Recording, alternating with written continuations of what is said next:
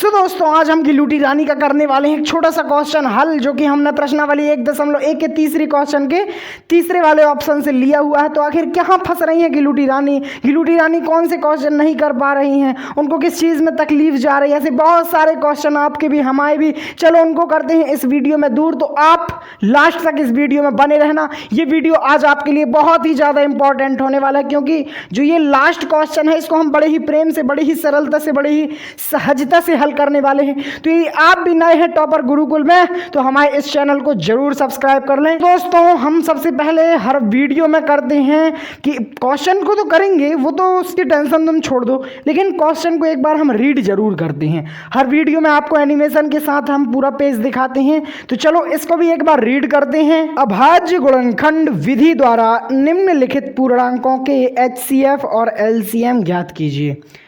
सो दोस्तों हमको अभाज्य गुणनखंड विधि द्वारा HCF और LCM ज्ञात करना है। तो सबसे पहले मैं आपको क्या बताऊंगा? अभाज्य गुणनखंड, उसके बाद क्या बताऊंगा? HCF बताऊंगा, उसके बाद क्या बताऊंगा? LCM बताऊंगा। तीन चीज महत्वपूर्ण है, पहला अभाज्य गुणनखंड, दूसरा HCF, तीसरा LCM। इन तीनों चीजों पर आज इस वीडियो में काम किया जाएगा।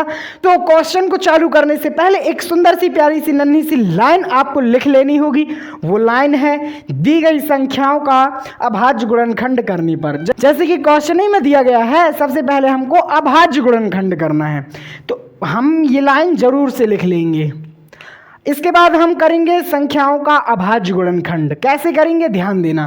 पहली संख्या हमारी क्या है? पहली संख्या हमारी 8 है। 8 का करते हैं हम अभाज्य गुणनखंड। 8 को लिखो इस फॉर्म में। अब देखो कि सबसे छोटी संख्या कौन सी है जिससे 8 कट रहा है, तो सबसे छोटी संख्या होगी 2।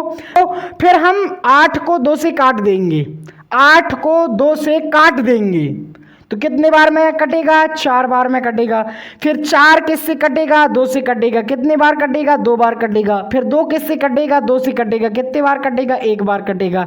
1 किससे कटेगा? 1 कटेगा 1 से। इस प्रकार से हमने ये क्या कर लिया? अभाज्य गुणनखंड कर लिया। अब जो भी संख्याएं आपको प्राप्त हुई हैं मेरे साथियों, मेरे भाइयों, इधर ध्यान से देखना, उन संख्याओं को आपको कुछ इस फॉर्म में लिख लेनी होगी। समझ गए? इस फॉर्म में लिख लेनी है। सेम कंडीशन आप तीनों में अप्लाई कीजिए और इनका अभाज्य गुणनखंड कर लीजिए। पहला चरण अभाज्य गुणनखंड। इस प्रकार से हमने तीनों के कर लिए अभाज्य गुणनखंड। अब आप ध्यान से देखिएगा, हमको सबसे पहले निकालना था HCF, हाईएस्ट कॉमन फैक्टर। समझ गए? महत्तम समापवर्तक। चलो निकालते हैं उनको। अब HCF निकालना कैसे है, क्या लॉजिक लगेगा, इसके पहले वाली वीडियो में हमने बता दिया है। ये जो टॉपर सीरीज चालू की गई है एकदम निःशुल्क, बिना किसी पैसे के, उसको आप जरूर से सेव कर लेना। उसका लिंक कहाँ मिलेगा? उसका लिंक इस वीडियो के डिस्क्रिप्शन में मिलेगा। उधर जाओ, बाकायदा सेव करो और सीक्वेंस बाय सीक्वेंस एक एक वीडियो को एकदम सुखदायक तरीके से देखते चलो। अब हम निकालते हैं इसका HCF। HCF निकालने का सबसे सिंपली तरीका होता है कि दी गई संख्याओं के अभाज्य गुणनखंड में, दी गई संख्याओं के अभाज्य गुणनखंड में देखो कि कौन सी संख्या कॉमन दिख रही है। एक बार और देखो कि कौन सी संख्या कॉमन दिख रही है। कॉमन का मतलब होता है उभयनिष्ठ संख्या, वो संख्या जो लगभग सभी में देखने को मिल जाती है। तो 8, 9, 25 इनके अभाज्य गुणनखंड में हमको 1 सभी में कॉमन मिल रहा है। तो 1 क्या हो जाएगा? 1 हो जाएगा, क्या हो जाएगा जल्दी बताओ? HCF। बस देखो, जो भी यदि मैं कहूं कि बोलते चलो तो तुम भी भलाई कैमरे के पीछे बैठे हो, मतलब अपने घर में बैठे हो, बोलना जरूर है। ठीक है, अब हम निकाल लेते हैं HCF। HCF का मैंने तरीका बताया। कॉमन देखो, जो संख्या कॉमन दिखे उसको शांति से इधर पास लिख दो। ये क्या निकल आया? ये निकल आया हमारा HCF। अब जैसा कि सवाल में बोला गया है कि HCF के बाद हमको LCM निकालना है। हाँ, महत्तम समापवर्तक के बाद हमको लोएस्ट कॉमन फैक्टर निकालना है। क्या? Lowest common factor, LCM। अब मेरे भैया हराओ, मेरे को बताओ कि LCM हम कैसे निकालते हैं? पता है? पता तो होगा, कुछ ना कुछ तो जानते होगे इसके बारे में।